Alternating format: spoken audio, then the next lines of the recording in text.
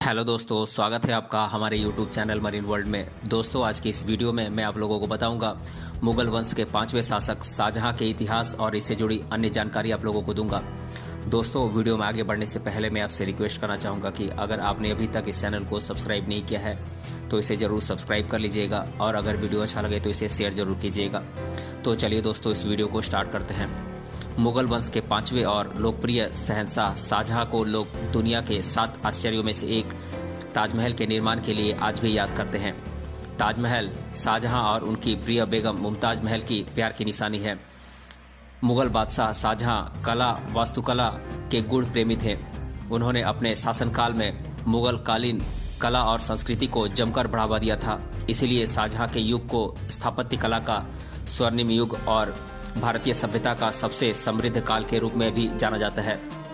शाहजहां एक बहादुर, न्यायप्रिय और दूरगामी सोच रखने वाले मुगल शहंशाह थे, जो प्रसिद्ध मुगल बादशाह जहांगीर के पुत्र और मुगल सम्राट अकबर के पोते थे। जहांगीर की मौत के बाद बेहद कम उम्र में ही शाहजहां ने मुगल साम्राज्य का राजपाट संभाल लिया था।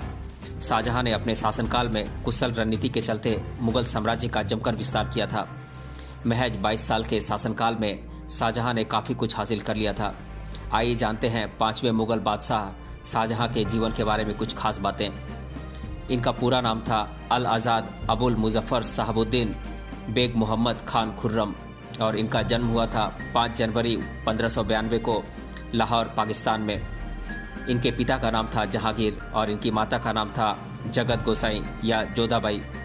इनकी पत्नियां थीं अर्जुमंद बानो बेगम उर्फ मुमताज महल, कंदाहरी बेगम, अकबराबादी महल, हसीना बेगम, मोती बेगम, कुदसिया बेगम, फतेहपुरी महल, सरहिंदी बेगम, श्रीमती मनभावती इत्यादि इनकी पत्नियां थीं और इनकी संतानें थीं पुरहुनार बेगम, जहां आरा बेगम, दारासिको, शाह सुजा, रोशन आरा बेगम, औरंगजेब, मुराद बख्श, गौहरा बेगम इत्यादि इनकी संतानें थीं। एक सच्चे प्रेमी के तौर पर विश्व भर में अपनी पहचान बनाने वाले मुगल बादशाह शाहजहां 5 जनवरी 1592 ईस्वी को लाहौर में मुगल सम्राट जहांगीर और जगत गोसाई यानी कि जोधाबाई के पुत्र के रूप में पैदा हुए थे। इनकी माता जोधपुर के शासक राजा उदय सिंह की बेटी थी। वहीं शहंशाह मुगल सम्राट अकबर के पोते के रूप में जन्मे थे। मुगल सम्राट अकबर ने सबसे पहले उन्हें शहजादा खुर्रम कहकर बुलाया था, जिसके बाद बचपन में उनका नाम खुर्रम पड़ गया था। दरअसल खुर्रम शब्द का अर्थ खुशी होता है। वहीं दादा पोते का अत्यधिक लगाव था। ऐसा कहा जाता है कि अकबर ने शाहजहां को गोद ले लिया था और उनकी परवरिश भी अकबर ने ही की थी। वहीं अकबर ने शाहजहां को एक महान योद्धा बनाने में कोई कसर नहीं छोड़ी थी। उन्होंने उसे बचपन से ही सैन्य कौशल का प्रशिक्षण देना शुरू कर दिया था। जबकि शाहजहां के उसके खुद के पिता जहांगीर से बेहद तनावपूर्ण रिश्ते थे। दरअसल जहांगीर अपनी अत्यधिक चतुर बेगम नूरजहां की कूटनीतियों को मानते थे और उन्हें ही तवज्जो देते थे, जिसके चलते शाहजहां और जहांगीर में ज़्यादा नहीं बनती थी। वहीं जिस तरह जहांगीर ने अपने पिता अकबर के साथ बगावत कर मुगल साम्राज्य का राजपाट संभाला था, ठीक उसी तरह शाहजहां ने भी अपने पिता जहांगीर से छल कपट कर मुगल साम्राज्य का शासन संभाला था। शाहजहां की सौतेली मां नूरजहां बिल्कुल नहीं चाहती थी कि शाहजहां मुगल सिंहासन पर विराजित हो। वहीं शाहजहां ने भी नूरजहां की साजिश को समझते हुए 1622 ईस्वी में आक्रमण कर दिया। हालांकि इसमें वह कामयाब नहीं हो सका। 1627 ईस्वी में मुगल सम्राट जहांगीर के मौत के बाद शाहजहां ने अपनी चतुर विद्या का इस्तेमाल करते हुए अपने ससुर आसफ खां को निर्देश दिया कि मुगल सिंहासन के उत्तराधिकारी बनने के सभी प्रबल दावेदारों को खत्म कर दे। जिसके बाद आसफ खां ने चालाकी से दाबर बख्श हुसंकर गुरसप शहरयार की हत्या कर दी और इस तरह शाहजहां को मुगल सिंहासन पर बिठाया गया। बेहद कम उम्र में ही शाहजहां को मुगल सिंहासन के उत्तराधिकारी के रूप में चुन लिया गया। साल 1628 ईस्वी में शाहजहां का राज्याभिषेक आगरा में किया गया और उन्हें अबुल मुजफ्फर साहबुद्दीन मोहम्मद साहिब किरण सानी की उपाधि से सम्मानित किया गया। मुगल सिंहासन संभालने के बाद मुगल शहंशाह शाहजहां ने अपने दरबार में सबसे ज़्यादा भरोसेमंद आसफ खां को 7000 सवार, 7000 जात और राज्य के वजीर का पद दिया था। शाहजहां ने अपनी बुद्धिमत्ता और कुशल नीतियों के चलते साल 1628 से 1658 तक करीब 30 साल तक शासन किया। उनके शासनकाल को मुगल शासन का स्वर्ण युग और भारतीय सभ्यता का सबसे समृद्ध काल कहा गया है।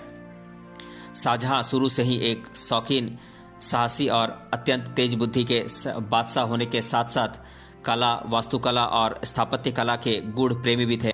उन्होंने अपने शासनकाल में मुगल कालीन कला और संस्कृति को खूब बढ़ावा दिया और कई ऐसी ऐतिहासिक इमारतों का निर्माण करवाया है जो कि आज भी इतिहास के पन्नों पर दर्ज हैं और हिंदू मुस्लिम परंपराओं को बेहद शानदार ढंग से परिभाषित करती हैं। वहीं उन्हीं में से एक ताजमहल भी है जो अपनी भव्य सुंदरता और ऐतिहासिक महत्व की वजह से दुनिया के 7 आश्चर्यों में गिनी जाती है। शाहजहां के शासनकाल में बनी ज़्यादातर संरचनाओं और वास्तुशिल्प का निर्माण सफ़ेद संगमरमर पत्थरों से किया गया है। इसीलिए शाहजहां के शासनकाल को संगमरमर शासनकाल के रूप में भी जाना जाता है। इसके साथ ही आपको यह भी बता दें कि शाहजहां के शासनकाल में मुगल साम्राज्य की समृद्धि, शान शौकत और प्रसिद्धि 7वें आसमान पर थी। शहंशाह शाहजहां के दरबार में देश विदेश से कई प्रतिष्ठित लोग आते थे और उनके वैभव विलास को देखकर आश्चर्य करते थे और उनके शाही दरबार की सराहना भी करते थे। शाहजहां ने मुगल साम्राज्य की नींव को और अधिक मजबूत करने में अपनी मुख्य भूमिका अदा की थी। शाहजहां के राज में शांतिपूर्ण माहौल था, राजकोष पर्याप्त था जिसमें गरीबी और लाचारी की कोई जगह नहीं थी।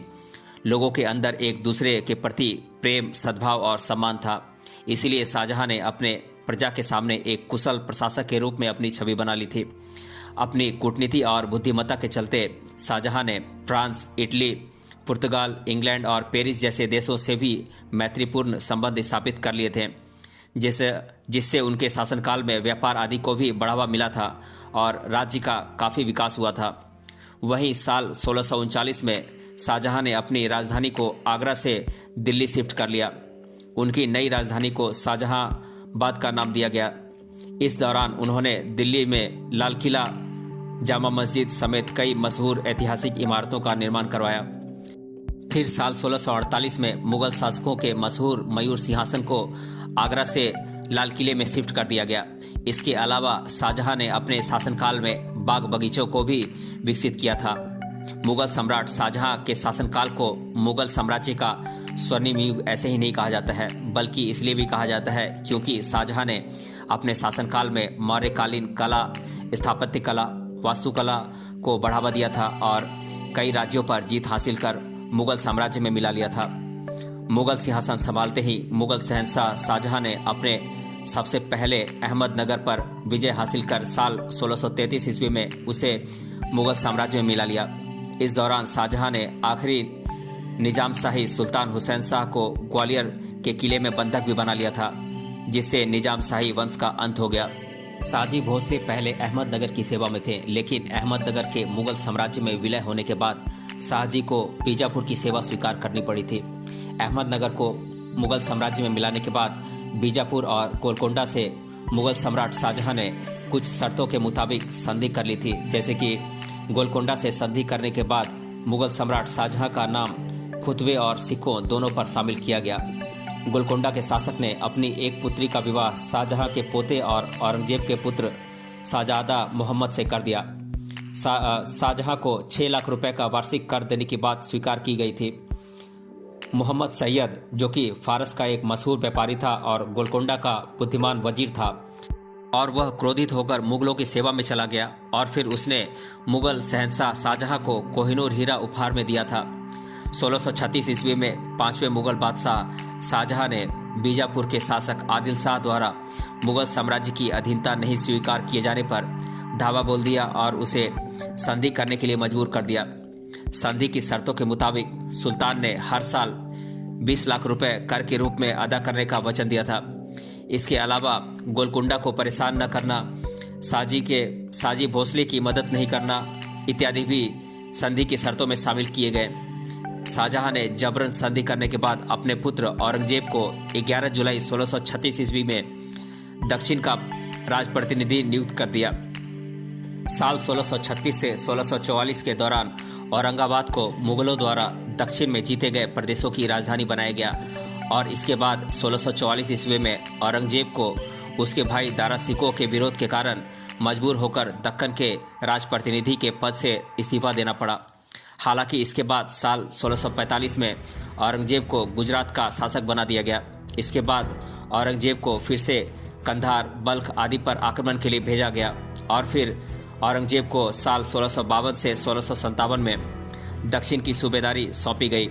इस दौरान शाहजहां के पुत्र औरंगजेब ने दक्षिण में मुर्शिद कुली खां की मदद से यहाँ की अर्थव्यवस्था और लगान व्यवस्था को मजबूत बनाया। इसके बाद शाहजहां के शासनकाल के दौरान मुगल शासकों ने गोलकुंडा के शासक कुतुब शाह को संधि करने पर विवश कर दिया, जिसके परिणाम स्वरूप मुगल साम्राज्य के दौरान गोलकुंडा दुनिया के सबसे बड़े हीरा विक्रेता बाजार के रूप में उभरा। आपको बता दें कि मध्य एशिया में मुगल साम्राज्य का विस्तार करने के लिए शाहजहां ने अपने पुत्र शाहजादा मुराद और औरंगजेब को भेजा था, लेकिन मध्य एशिया में मुगलों का साम्राज्य स्थापित नहीं हो सका। 1622 ईस्वी में शाहजहां के पिता जहांगीर के समय में कंधार का किला मुगलों के अधिकार से निकल गया, लेकिन शाहजहां के कूटनीतिक नीतियों की वजह से वहां के किलेदार अली मर्दान खान ने 1639 ईस्वी में यह किला मुगलों को दे दिया था। लेकिन 1648 से 49 ईस्वी में इस किले पर फारसियों ने आक्रमण कर दिया और यहाँ पर अधिकार जमा लिया और कंधार का किला मुगलों से फिर से छीन गया।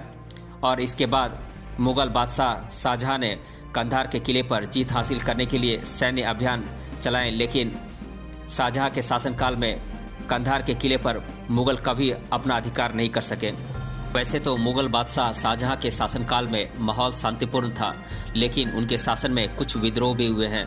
शाहजहां के शासनकाल में साल 1628 ईस्वी से 1636 के बीच बुंदेलखंड का पहला विद्रोह भड़का। 1628 ईस्वी में बुंदेला नायक और वीर सिंह बुंदेला के पुत्र जुझार सिंह ने अपनी लालची प्रवृत्ति के चलते धोखाधड़ी से प्रजा का धन इकट्ठा कर लिया, जिसके बाद शाहजहां ने उसके ऊपर आक्रमण कर दिया। फिर जुझार सिंह ने शाहजहां के सामने आत्मसमर्पण कर माफ़ी मांग ली। फिर कुछ समय बाद यह विद्रोह पूरी तरह ठंडा पड़ गया। पांचवें मुगल सम्राट शाहजहां के शासनकाल के समय अफगान सरदार जहां लोदी, जो मालवा की सूबेदारी संभाल रहा था, उसने मुगल दरबार में आदर सम्मान नहीं मिलने के कारण विद्रोह कर दिया था। शाहजहां के शासनकाल के समय एक छोटी सी घटना की वजह से सिखों के गुरु हरगोविंद सिंह का मुगलों के साथ विद्रोह हुआ, जिसमें सिखों को हार का सामना करना पड़ा था। मुगल सम्राटों ने पुर्तगालियों को नमक के व्यापार का एकाधिकार दिया था, लेकिन पुर्तगाली अपनी हरकतों से बाज नहीं आ रहे थे और पुर्तगालियों का प्रभाव बढ़ता जा रहा था, जिसको खत्म करने के लिए 1632 ईस्वी में मुगल बादशाह शाहजहां ने पुर्तगालियों के प्रमुख व्यापारिक केंद्र हुगली पर अधिकार कर लिया था। मुगल शहंशाह शाहजहां के समय में साल 1630 से 32 में दक्कन और गुजरात में भीषण अकाल पड़ा था, जिससे न सिर्फ कई लोगों की सूखे की वजह से मौत हो गई थी, बल्कि गुजरात और दक्कन वीरान पड़ गया था। साल 1612 ईस्वी में खुर्रम उर्फ शाहजहां का विवाह आसफ खान की पुत्री अर्जुमंद बानो बेगम, जिन्हें कि मुमताज महल के नाम से भी जाना जाता है, उनके साथ हुआ, जिसे शाहजहां ने मलिका-ए जमानी की उपाधि प्रदान की थी। इनके अलावा भी शौकीन शाहजहां की और कई पत्नियां थीं, लेकिन मुमताज बेगम उनकी सबसे प्रिय पत्नी और बेहद खूबसूरत थी। शाहजहां ने उनकी खूबसूरती से प्रभावित होकर उनका नाम अर्जुमंद बानो बेगम से बदलकर मुमताज रख दिया था, जिसका अर्थ होता है महल का सबसे कीमती नगीना। ऐसा कहा जाता है कि मुमताज से शाहजहां इस कदर प्रेम करते थे कि वह उनसे बिल्कुल भी दूर नहीं रह सकते थे और उसे अपने हर दौरे पर अपने साथ ले जाया करते थे। यही नहीं, अपने राजकाज के हर काम भी उनकी सलाह से करते थे। वहीं कई इतिहासकारों के मुताबिक मुमताज की मुहर के बगैर शाही फरमान तक जारी नहीं किया जाते थे। वहीं साल 1631 में शहंशाह शाहजहां की ताजपोशी के महज 3 सालों के बाद ही अपनी 14वीं संतान को जन्म देते वक्त प्रसव पीड़ा की वजह से मुमताज की मृत्यु हो गई। अपने प्रिय बेगम की मौत से शाहजहां बेहद टूट गए थे। ऐसा कहा जाता है कि मुमताज की मौत के बाद करीब 2 साल तक शहंशाह शोक मनाते रहे। इस दौरान रंगीन मिजाज के शहंशाह ने अपने सारे शौक त्याग दिए थे। न तो उन्होंने शाही लिबास पहने और न ही शाही जलसे में शामिल हुए। शाहजहां को स्थापत्य कला और वास्तुकला से बेहद लगाव था। वहीं उन्होंने अपने शासनकाल में मुगल काल की सबसे बेहतरीन स्मारक ताजमहल का निर्माण करवाया था, जो कि अपनी भव्यता, खूबसूरती और आकर्षण की वजह से दुनिया के 7 अजूबों में से एक है। आगरा में स्थित सफ़ेद संगमरमर के पत्थरों से बनी ताजमहल की इमारत अत्यंत भव्य और सुंदर है। यह शाहजहां द्वारा बनवाया गया उनकी मुमताज़ बेगम का एक बेहद भव्य और आकर्षक कब्र है, इसलिए इस खास इमारत को मुमताज़ का मकबरा भी कहते हैं। शाहजहां ने अपने प्रेम को सदा अमर रखने के लिए मुमताज़ की याद में ताजमहल बनवाने का फैसला लिया था, इसलिए इसे उन दोनों के बेमिसाल प्रेम का प्रतीक भी माना जाता है। मोहब्बत की मिसाल माने जाने वाले ताजमहल के निर्माण में करीब 23 साल लगे थे। वैसे तो मुमताज़ बेगम के इस खास मकबरे का निर्माण का काम साल 1643 में ही पूरा हो गया था, लेकिन इसका ऐतिहासिक, वास्तुकला और वैज्ञानिक महत्व के हिसाब से निर्माण करने में करीब 11 साल का और वक्त लग गया था और इसका निर्माण का काम साल 1653 तक पूरा किया गया था। आपको बता दें कि ताजमहल को बनाने में कई प्राचीन मुगलकालीन, तुर्किश, इस्लामिक और भारतीय कलाओं का समावेश किया गया है। वहीं करीब 20,000 मजदूरों ने इस ऐतिहासिक और भव्य इमारत का निर्माण किया था। मुगल शिल्पकार उस्ताद अहमद लाहौरी के नेतृत्व में इन मजदूरों ने काम किया था। इसके बारे में यह भी कहा जाता है कि जिन मजदूरों ने ताजमहल बनाया था, इसका निर्माण का कार्य पूरा होने के बाद मुगल सुल्तान शाहजहां ने सभी कारीगरों के हाथ कटवा दिए थे, ताकि ताजमहल जैसी कोई अन्य इमारत दुनिया में नहीं बन सके। वहीं ताजमहल के दुनिया की सबसे अलग और अद्भुत इमारत होने की यह भी एक वजह है। शाहजहां एक सहिष्णु शासक था। उसने अपने शासनकाल में इस्लाम को बढ़ावा दिया और इस्लाम का पक्ष लिया और अपनी धार्मिक नीतियों से हिंदुओं के साथ घोर पक्षपात किया।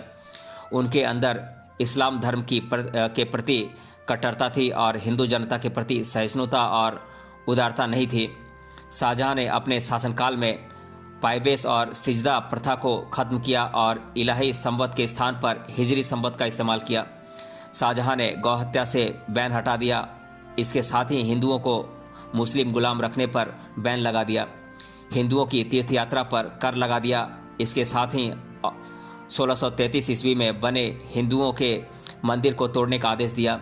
इसके चलते कश्मीर, गुजरात, इलाहाबाद, बनारस आदि में कई हिंदू मंदिर तोड़े गए थे, जिससे हिंदुओं की धार्मिक भावना काफ़ी आहत हुई थी। शाहजहां ने अपने शासनकाल के 7 साल बाद यह आदेश जारी किया था कि अगर कोई अपनी इच्छा से मुसलमान बन जाए तो उसे अपने पिता की संपत्ति पर अधिकार होगा। हिंदुओं को मुस्लिम बनाने के लिए शाहजहां ने एक अलग से विभाग भी खोल दिया था, जिससे मुगल बादशाह की धार्मिक सहिष्णुता का पता लगाया जा सकता है। शाहजहां अपने शासनकाल में अपने मुगल साम्राज्य में जब पुर्तगालियों के बढ़ते प्रभाव को रोकने की कोशिश कर रहा था, इस दौरान उसने आगरा के गिरजाघरों को तुड़वा दिया था। मुगल बादशाह शाहजहां मुस्लिमों का मुख्य धार्मिक स्थल मक्का और मदीना के फ़कीरों और मुल्लाओं पर दान करता था। हालांकि अपने धर्म के प्रति सहिष्णु होने के बावजूद मुगल सम्राट शाहजहां ने अपने शासनकाल में हिंदू राजाओं के माथे पर तिलक लगाने की प्रथा को जारी रखा और अहमदाबाद में चिंतामणि मंदिर की मरम्मत किए जाने की आज्ञा दी थी। यही नहीं, जगन्नाथ गंगा लहरी उसके प्रमुख राजकवि थे, जबकि कविंद्राचार्य, आयर, सुंदरदास, चिंतामणि आदि हिंदू लेखक भी उनके शाही दरबार में थे। इतिहासकारों के मुताबिक शाहजहां और मुमताज महल की 14 संतानों में से सिर्फ 7 संतानें ही जीवित बची थीं, जिनमें से 4 पुत्र और 3 पुत्रियां थीं। वहीं शाहजहां के चारों पुत्र दारासिकोह, शाहसुजा, औरंगजेब और मुराद बख्श की आपस में बिल्कुल भी नहीं बनती थी, क्योंकि वे चारों ही मुगल सिंहासन पर बैठना चाहते थे। चारों के बीच उत्तराधिकारी बनने की लड़ाई साल 1657 से ही शुरू हो गई थी। हालांकि शाहजहां चाहते थे कि उनके बाद उनका पुत्र दारासिकोह मुगल सिंहासन पर बैठे, क्योंकि वे चारों पुत्रों में सबसे ज़्यादा बुद्धिमान, शिक्षित, सभ्य, समझदार और दयालु स्वभाव का था। लेकिन औरंगजेब अपने पिता की सत्ता पाने की चाहत में इस तरह गिर गया कि उसने अपने पिता शाहजहां को ही बंधक बना लिया। इतिहासकारों के मुताबिक साल 1658 में क्रूर पुत्र औरंगजेब ने शाहजहां को आगरा के किले में कैद कर लिया था।